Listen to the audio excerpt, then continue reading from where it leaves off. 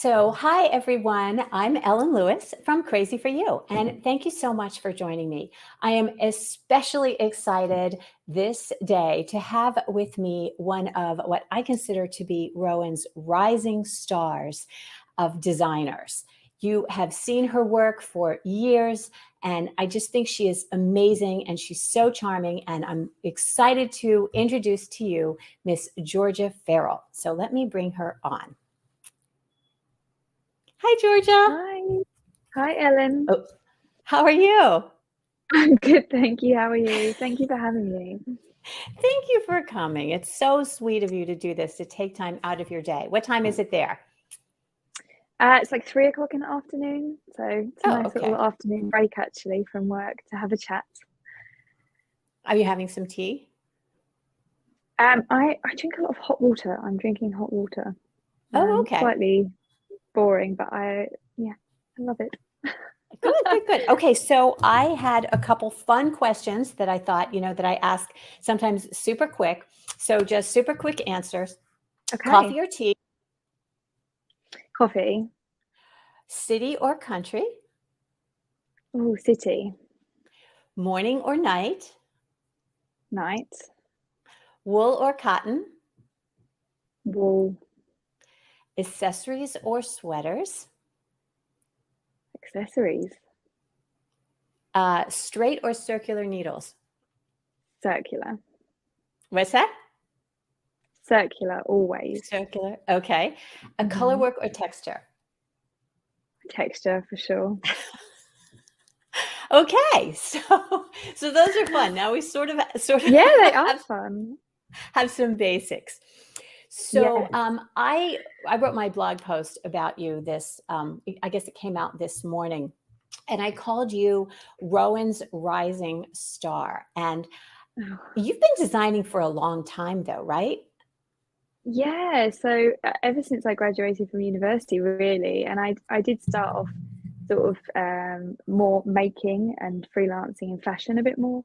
But yeah, I started designing maybe a year after I left university. I actually started designing for hand knitting, and for Rowan quite soon after that, really. So I'd say maybe about 8 years I've been, yeah, roughly about 8 years I've been designing. Yeah, so actually it's gone really quickly, and when I think back, it doesn't seem like it can be that long, but yeah. 8 years, yeah. So how did that all happen? You mentioned that you were part of the making and then you went to school. Did you go to school because you knew you wanted a career in design, or what was your thought process when you were selecting university and choosing what to study?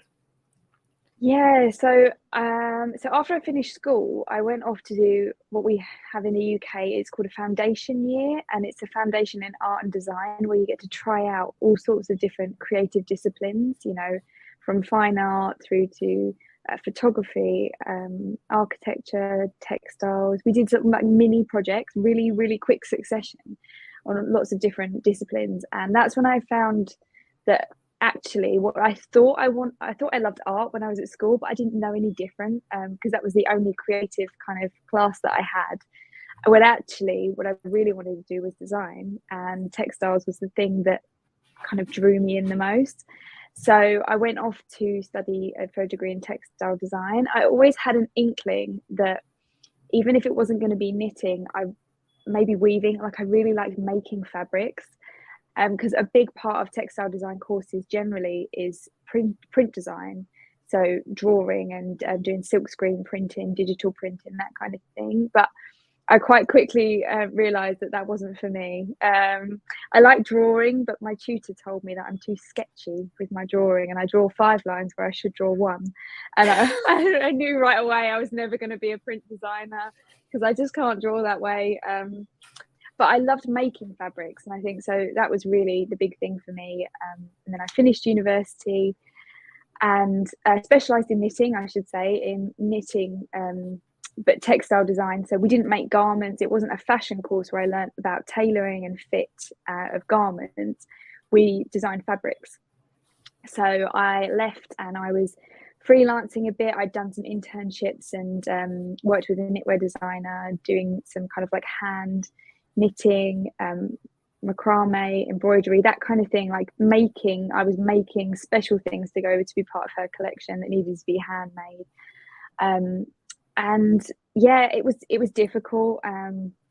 And I kind of found hand knitting a bit more when I got a job working with Rowan in Liberty of London department store in the yarn section. So Rowan ran the yarn section. It was like a little concession within the store. And yeah, I was super excited because I needed some money. Let's be honest. I was a student, just graduated. I needed some money, and it was a great part-time job because it was flexible. You know, I did 3 days a week, which means I could keep freelancing, but it was some solid income, and I could knit while I was at work. I got like a yarn allowance, which was brilliant. We got to make a garment every season. We could pick a garment, and they gave us the yarn, which was really generous. And I learned so much more while I was there, and very quickly realized that I didn't want to knit the patterns in the magazines. I wanted to knit the things in my head. You know, I had the design skills, and I could hand knit before that. I should say I did learn as a child. My wonderful nanny taught me, and that's such a special thing. I'll never forget that. And but I wasn't very good. I had the basics, and that was it. So the women I worked with actually taught me so much, and really were generous with their knowledge, and helped me to kind of, you know, start designing. And yeah, very quickly because I worked for Rowan, it was a kind of like I got to meet some of the kind of the team that ran Rowan. And when they saw my work and, you know, realized that I was actually, you know, designing stuff, they sent me the brief for the main magazine and said, why don't you submit that year? So yeah, that was great. And I also started working with the magazines. I should say, like the magazine industry in the UK, I don't know about globally, but were really great and supportive of young designers. You know, you didn't have to have a massive catalogue of designs to submit and to be chosen. I found it really, yeah, they were great. So I had, about the same time I started designing for Rowan, I started designing for the magazines, and I had my first designs published in magazines as well. So your first design for Rowan, I went back and I creeped on your Ravelry. Your first design for that. It is really, it's so wonderful. Yeah. Your first pattern for Rowan was Tort in 2016. That was magazine 60. So that was early on. It was, and I think if you think about the time that it takes for Rowan publications to actually come out, I probably designed that 18 months prior, 12 to 18 months prior to it actually coming out. So there's that, you know, that bit at the start when so it was really early. Actually, it was one of my first published designs or commissions, you know. So did they come to you and say, hey, we just need a little accessory, or we need a garment, I want you to use this yarn? How does that go? No, so yeah, because it was for the main magazine, there was a brief written by it might have been like Lisa Richardson, or at the time Sarah Hatton, those kind of people, Marie Wallin, and Martin would write briefs, and it would be sent to a group of designers. And so it would give you yarn suggestions for sure, yeah. But sometimes it could be several yarns and you can choose. Sometimes it's a story where there's only one yarn and you have to use that yarn. And so there was kind of like a mood board, inspirational images. They might say it's women's wear or it's men's and women's, as the case was for that collection. And they might say garments and accessories. They might say this is just an accessory collection, that kind of thing. And then you submit, I'll design some swatches and do some sketches, and that's what I submit, the swatch and the sketch, and they either commission on that basis or they'll return the designs to you that they don't select. So for you to keep because they're yours, if they're not wanted for the collection. So yeah, that's how it works for the main magazine. Yeah. So I noticed that you also had like your own first collection that was published through Quail Studio called Yeah. Inspired Knits.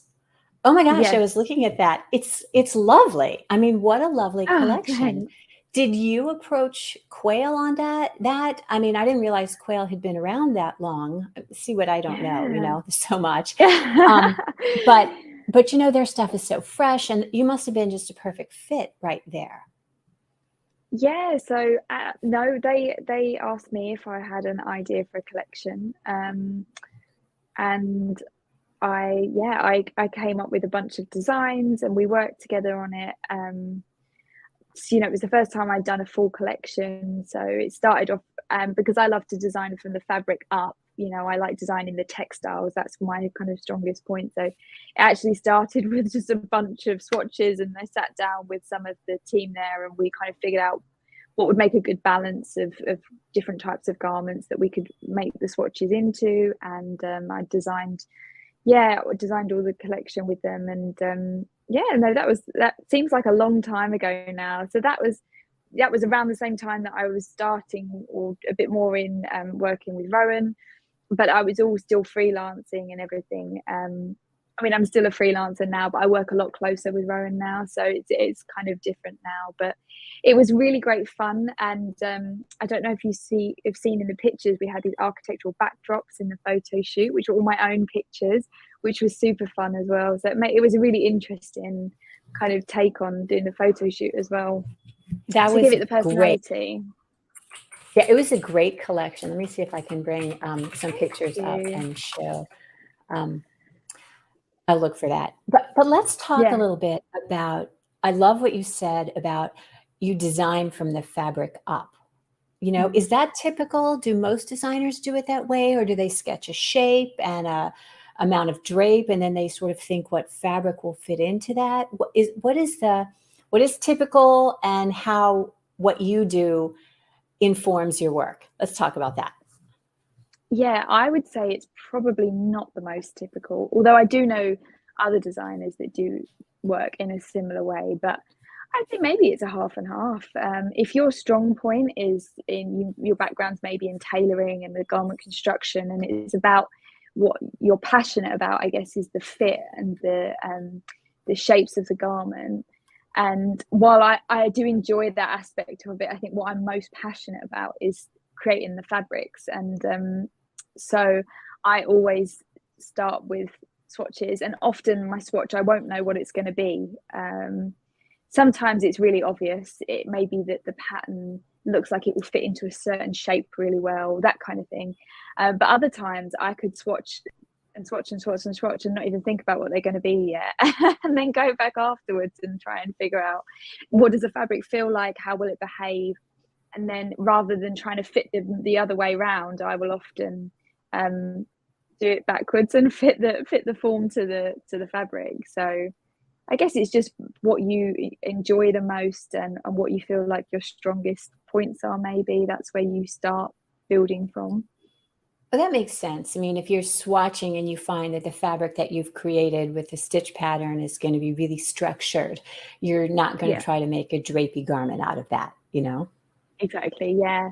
Or I might try something, and I've really got this idea for a stitch pattern, and the yarn's just not working because it's too drapey, or for whatever reason. So I might then change the yarn, if I can, if it's not a set yarn brief or anything like that, to try and make it fit, because I get an idea in my head of this fabric I want to create. Or maybe it's inspired by a certain thing and I really want it to work out. So yeah. I think that's very cool. It shows, when I first heard that you were inspired by architecture, and then I started looking at your stuff, once you know that, you kind of can't unsee it, right? Yeah. Yeah, and I mean, that makes me very happy to hear, because I think, showing what inspires me and talking about the inspiration behind a collection and its story and where it's come from, and that's really important to me. That's like half of the thing. I obviously want to create beautiful garments, but we all knit for more than just at making clothes these days, because it's not a necessity. It's something we do for fun because it's interesting, it's a challenge, or we want to be able to customize things for whatever reason. But so I think for me, like the story and the inspiration behind it's a big part of designing. And so it's great to hear that you can actually see the inspiration in the fabrics and in the designs, for sure. It makes me very happy.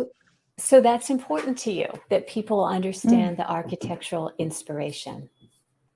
Yeah, I think so. Because it's obviously something I really love, and I'm really kind of almost obsessed with, and I love sharing that. I think whenever you meet someone who's really interested in something, it's kind of infectious in a way. You know, I've had people say to me that they look at buildings differently now after listening to me talk about my work, or they've sent me videos about architecture and they're like, this was so interesting and I never would have watched this before because it just wasn't. But I think I love that. I love meeting people that have a thing, and when they talk about it, you can just tell that they love it and they're really excited about it. So yeah, I think that's really nice for it to come through. I have noticed that I look at things differently than I did before. You were our speaker at our retreat last summer, and that was so Yeah. amazing to see how you look at just everything, architecture in particular, but the way that you look at it and you don't think, okay, that's a building. You look at Mm. you break it down and how you kind of see the components and what they can be. Do you want to talk about that a Yeah. little bit? Do you gather those Yeah. sketches, and let's talk about that process. Yeah. So I will often be caught like in a city walking around with my head in looking up in the sky, not looking where I'm going, because I'm just in awe of all the buildings. And just I can look at a building and literally see knits and pearls in my head, and I can see how I would knit it like that. And it rubs off because my mum, we were somewhere the other day and my mum goes, now you can do this, and she pointed at a building and I was like, oh gosh, I've rubbed off on you. Because she could literally start to see it as well. Especially, you know, I love modern architecture, so yeah, I take a lot of pictures on my phone if I've got nothing else, but I love to take a camera and get really good pictures. And I will often draw from my pictures because I find it easier that way. But I think there's a process of drawing where you kind of you have to simplify things. You know, you're drawing something so big on such a small piece of paper that actually the process of drawing sometimes helps me simplify the kind of elements of the building, and then I can see maybe how I could knit them if I wasn't sure before. I like doing lots of collages as well, so I'll use pictures of buildings and kind of like by kind of like chopping them up, you kind of lose the sense of the building and you just see the elements, like the pattern that's created maybe by brickwork, or the steel beams, and you know, the diagonal lines, the tessellating patterns, that kind of thing. And that really helps me kind of like filter out some of the things that I can't, because I'm not trying to literally knit a replica of the building. I want it to be me putting my own personal twist on it, kind of inspired by it without just copying it, I think is what I'm always trying to go for. So yeah, it is a bit of a process, and I have like thousands of pictures of buildings, and kind of I should really like catalog them or something, because it's sometimes I'm thinking of a specific building and I'm trying to remember when I was there, or you know, where I might find the picture, and it's quite difficult. But I also have a lot of books. I'm kind of collect architecture books, and I've got a bit of a library building, which is really, really fun. So if I'm looking for some inspiration and I'm at home or I'm not gone anywhere new lately, I'll go to my bookshelf and I'll pull out a book about a certain kind of architecture, or maybe a certain architect, or and just see what I can find and get some inspiration that way. But I also read blogs about architecture. I buy magazines about architecture. So I follow lots of Instagram accounts and stuff. So I am really into it. Where do I you think am. that love of architecture came from? Is that something you've always had from the time you were a child, or did you ever think about being an architect? Or No, do you know what? It's funny. I never thought about being an architect at all. I think the moment it really sort of clicked for me was when I was studying at university. I studied in London, I stayed living in Essex, where I'm from, where I still live. And it's just to the east of London. So I was like a half an hour train ride out of London. So I would commute in with, from where I live, our train kind of terminates in the financial district of London. A lot of people work in banks up there. And so that's where you get the best architecture a lot of the time, because there's a lot of money. So I was kind of getting off the train and seeing all of these incredible buildings, and then I would turn in the opposite direction to go to my university, which was on the out, a bit further to the east, in a bit more of a kind of creative kind of area.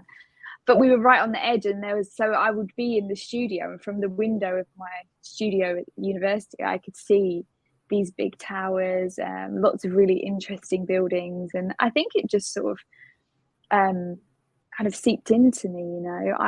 I also really like maths, and I've always liked maths, and I can see how architecture and maths are very kind of closely linked, in terms of like it's like a physical everyday embodiment of geometry. A lot of modern architecture uses lots of triangles and tessellating patterns, like I was saying earlier. So there's that aspect there. I think that I've always liked that kind of thing. But yeah, I'm surprised that I never wanted to be an architect, really. But maybe it's one of those things, if I was actually an architect, maybe I wouldn't love it as much, because when it's your job, it's not quite the same, although I still love knitting. So it might have worked out all right. Yeah, it might have. But the thing that it sounds like, the thing that you love about it is the design, and architecture is a lot more of the technical, and you wouldn't get to play so much. So one of the other things I just want to ask you about is, like, so when you think about the photos that you take, I get the sense that it's not just the building, but sometimes a moment in time there. Like, you can see in some of your work, and I'm just projecting, but like light and shadow that might exist at a particular time of day, or at a particular moment, or whatever, and never again. And it's, you could look at that building from a different angle and it would have a completely different look. And, that you have a design for a cotton t-shirt that, where the colors go this way in stripes. I'll pull it if I can. But you know which one I'm talking about? It was in the Rowan magazine. I do, yeah. And that seems to me like something that I wondered if maybe you had looked at a light and shadow that had hit at a particular time, or if that's something that exactly. It really is. And so, yes, completely different time of year, different time of day. That's why I still love going back and photographing the same buildings in London. There must be, there's a few buildings in London that I must have taken a billion pictures of, but they look different every time.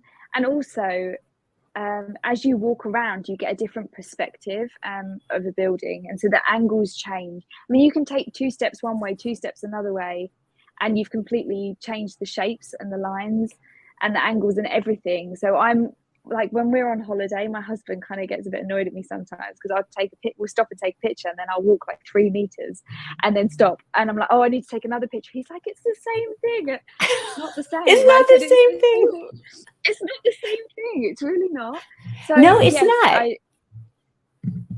You're completely right. I do that, and it makes such a difference. It is a moment, and I love being out there and actually going to the buildings as much as I love the books and everything, because there's some buildings I will never get to see, but there's something really special about interacting with something in real life, isn't there? And you get that sense of scale and proportion, and the way it makes you feel, I guess. There's certain buildings I love, and that's probably because I've looked at them, and it's just something about the way they made me feel as well. So yeah, definitely, I think it's really, really impacts the design, that moment and that interaction with the building, for sure. I love that sense of how the building makes you feel, because I imagine, when you're in your classroom at university, you're looking out maybe from a 4th floor window, and you're seeing a building at its 4th floor, which is a very, very different experience than standing on the ground and looking up at those buildings, which can make you feel very small indeed. They can. Yeah, I quite like that. I don't know, there's something in that. It does make you feel really small, doesn't it? And it's just the enormity of it all and the proportion. I think I feel a sense of awe, and how some of these buildings, how they're even standing, the kind of you, like you're saying, it's a lot of the technical stuff. it blows my mind what they can do. And I guess that's just I guess that other people look at knitting and think, how do people do that? It's just whatever you learn your skills and you apply them. And but yeah. Yeah, absolutely. So, you were talking earlier about, you can't actually knit a building, right? So you have to kind of scale it down and simplify and pull these elements or Mm. that elements that are representative. And I'm sure you know this, but that process is called abstraction, Mm. Yes. right? Right. Which So, I is really mean, relevant.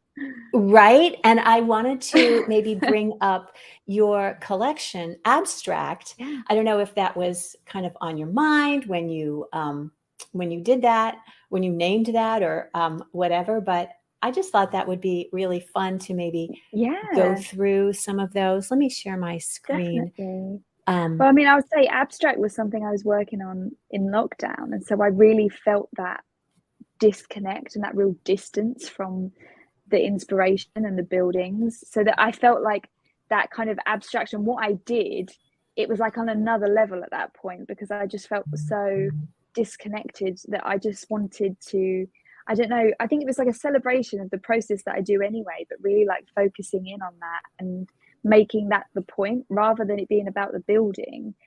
In none of these designs could I tell you what building inspired them, because I was collaging, I was cutting up things, it wasn't about the building, it was just about the pattern and the lines and the shapes and the colors. And um that was the origin, but I brought it such a long way from there. It felt, yeah, even more abstracted, and I guess that's why I picked the name.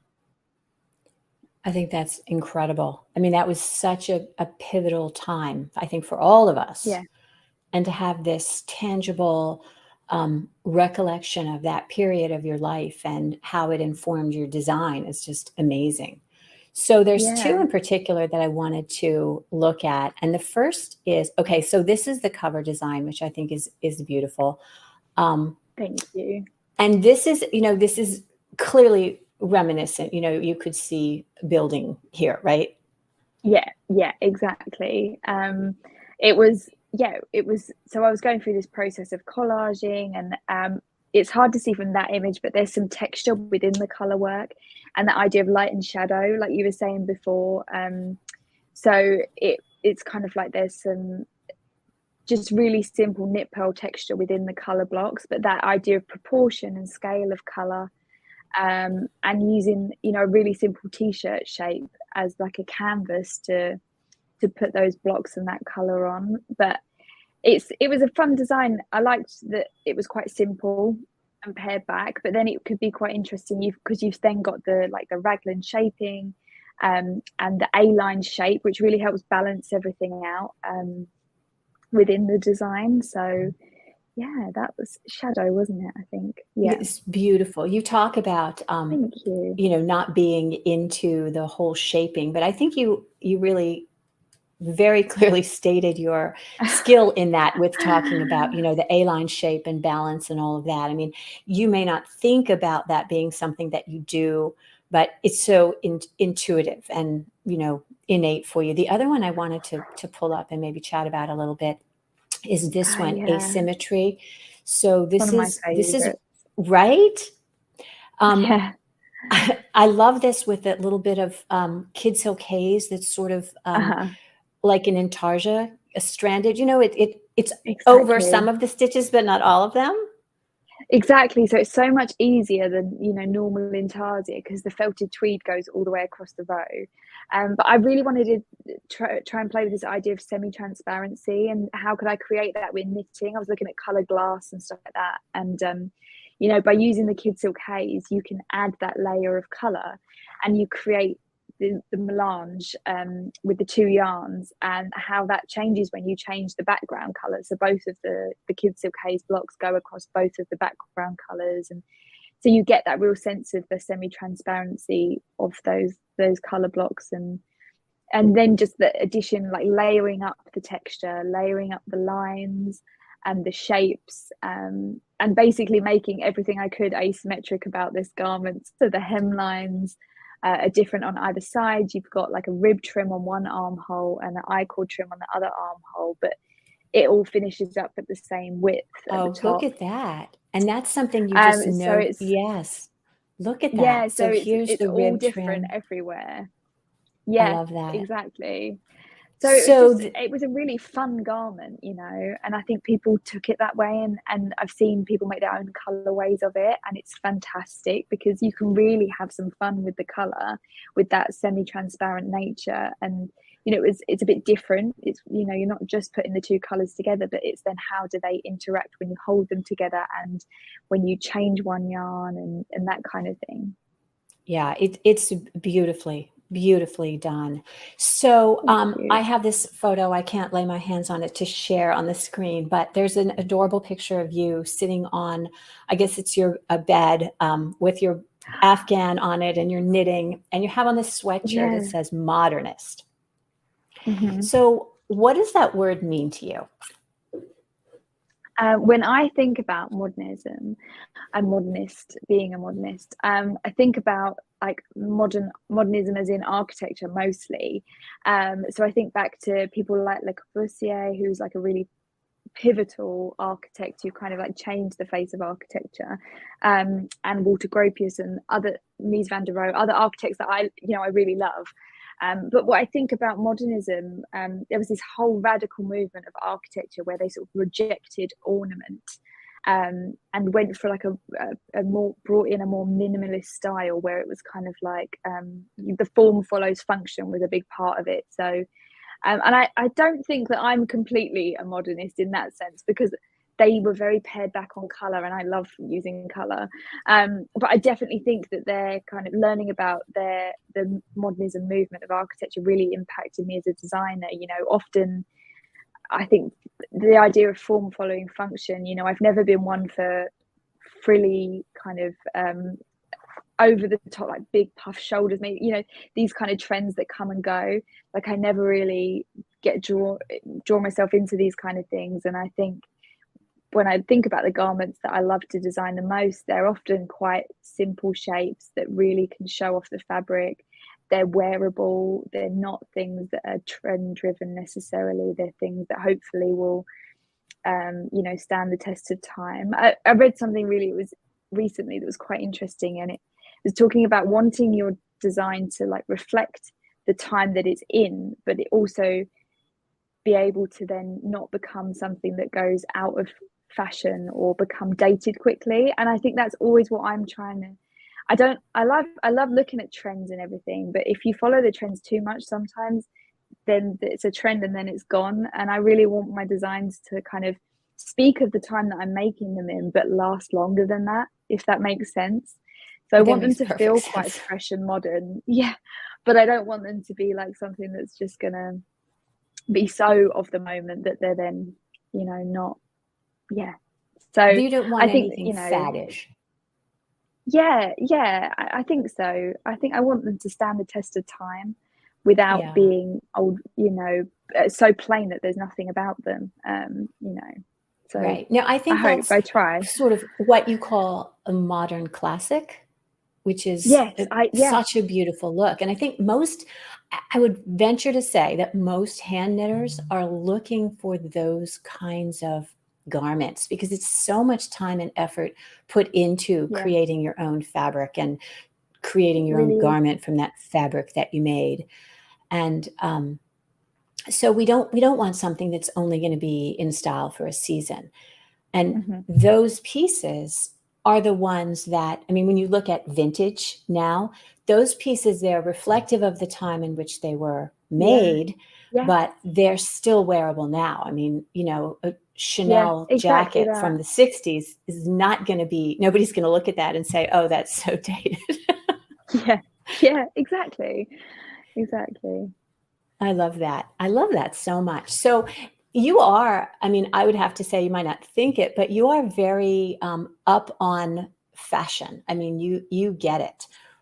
One of the things that I love to look at fashion shows. So one of the Yeah. things I look for is like, what are the trends for the season and how can you kind of Yeah. implement those trends without having to go and buy a whole new wardrobe? And one of them Yeah. for the season for this fall was this idea of monochrome dressing, right? Uh-huh. We have the Yeah, same color on absolutely. the right. And I notice, I'm going to share this again. Whoops, sorry, um, is you did this collection for textured tweed haze. And I mean, this is just one example where the model is wearing the sweater and then she has trousers on exactly the same color. And you see this all the way through the collection. Mhm. Is that something, I mean, did you do the styling? You have input on the styling? How does that work? Yeah, so I did the styling, and I tend to do the styling if it's my collection. So textured tweed haze, soft structures, abstracts, vivid, and my London. I did the styling for all of them, and Mm-hmm. yeah, it's definitely a conscious thing. I really love this idea of monochromatic dressing, totally. And I think it's a really easy way to do color in a way. It seems bold, but if you're not sure about putting colors together, if you keep the colors in the same grouping, it's actually really easy to then pair colors together. And I think yeah, especially with the tailoring, I really like to use a lot of tailoring in my styling. So rarely will I use jeans in my styling. I think I did in one collection, because I kind of like that smart casual dressing kind of look, Yes. tailoring. It feels quite, yeah, I don't know, feels quite elegant, and yeah, so it's definitely a conscious decision. But I've been doing the monochromatic thing since I did my London, so I can't say that it was trend driven. Maybe I was ahead of the curve, who knows? Absolutely. But yeah, it was something I did in my London. I had this beautiful teal wrap, and I had found a suit, like a full jacket and trouser suit that was like almost exactly spot on the same color, and it made for such a striking photograph. We had a green poncho, and I found green trousers to go with it and everything. So I think yeah, it's just, I have a few things that, ways that I like to use color. And I do look at the fashion shows and the trends and the forecast, the color of the year and stuff like that. But I do have a few ways of using color that I'll always, I think, use, that I feel like, yeah, that I love personally, no matter what the color of the year is. And using monochromatic is one of those things that you can always try out with your wardrobe, no matter what the color is. And you can have a bit of fun. If you feel like you've got a safe color, then just try, that you love wearing, and then try doing a palette, putting together some pieces that use similar tones with that color, and that's really fun, I think. It is. I think it looks great. I too like monochromatic dressing. I know it's probably boring, but I love it also. No, I think it's quite a powerful thing. As you see a lot of who does it? Meghan Markle does it quite a lot, I've noticed, in the magazines, and I think that it can look really striking if you wear like all one color. It can be quite bold, actually. So yeah, I think it feels like quite a powerful thing. We have a lot of I know one of the trends for this season is all black, which is something knitters don't ever want to hear wearing. I No. actually have knit many black sweaters. Yeah, well, I wear a lot of black, so I'm with you. I'd be with you there. But yeah, knitting black is never as fun as wearing it, I don't think. It's not. It's not. But I'm about a hand knit wardrobe, and I love the idea that we would make basics. Not everything Yeah, has to be a statement piece that you notice. Sometimes it's absolutely. nice Yeah. to have, just a hand knit t-shirt that you can wear and you can up it. And that's why I like that one from your abstract collection so much, that A-line t-shirt. That's Mm, a shape anybody can wear. yeah. It's a style that's easy fit and it fits in with your wardrobe and it's fun to knit. A lot of times the things that we like Yeah, to knit are not necessarily the things we like to wear. absolutely. Absolutely. Yeah.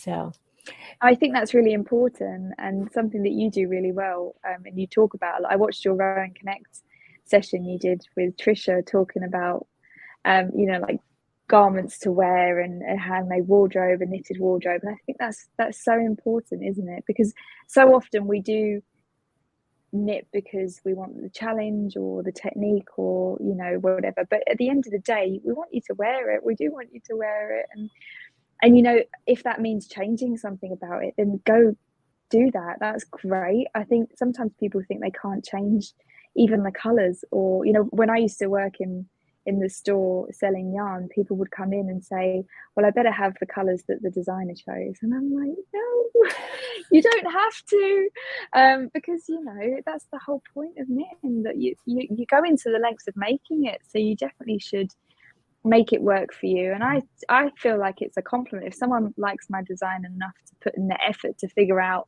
how to change the colors for it to suit them, then I think that's a really great compliment. Actually, I think that's lovely, and I want people to do that and wear it and love it, make it their own.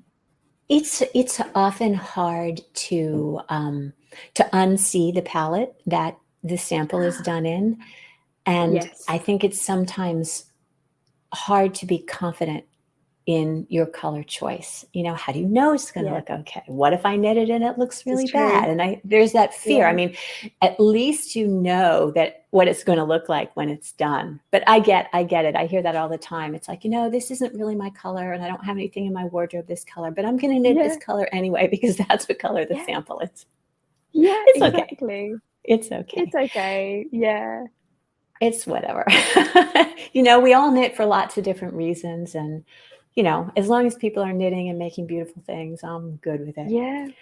Yeah. So you have a new little is it 500 miles? Is that what it's called? 1500. It's Yes, called 1500. Okay, let's see this. Let's talk about this, because this is part of your future, your yeah, I mean, I was talking about it freelance on the and Rowan Connect site. Yeah, that we did a talk, and I think it was in one of the lounges actually. And we work so far ahead when I do collections with Rowan and everything, because it has to be.